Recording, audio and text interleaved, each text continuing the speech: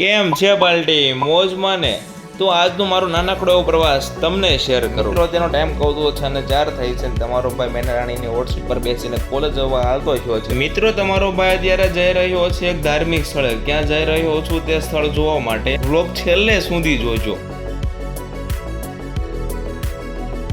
આમ તો જો મિત્રો તમારી નજર પોકે ત્યાં સુધી પાણી. આ તો બે શરૂ બસમાં ચાલ ઓઢીને બાકાજી કે બોલાવી નાખી. બાકીના બધા બધાડવા વાળા અત્યારે જ આ ઇન્સ્ટાગ્રામ ની આઈડી ઉપર ફોલો કરો, કેમ કે જીએસટી નથી લાગતું.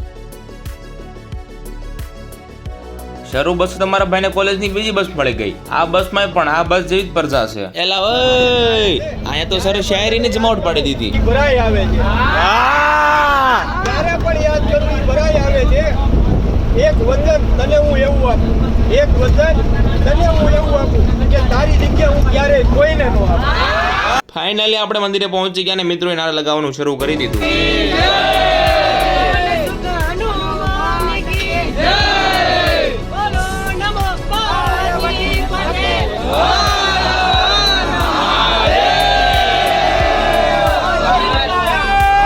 વિડીયોમાં લોકેશન જોઈને તમને બધાને ખબર પડી ગઈ હશે કે તમારો ભાઈ હનુમાન દાદાના દરબારમાં એટલે કે સાળંગપુર પહોંચી ગયો છે. જય હો હનુમાન દાદા.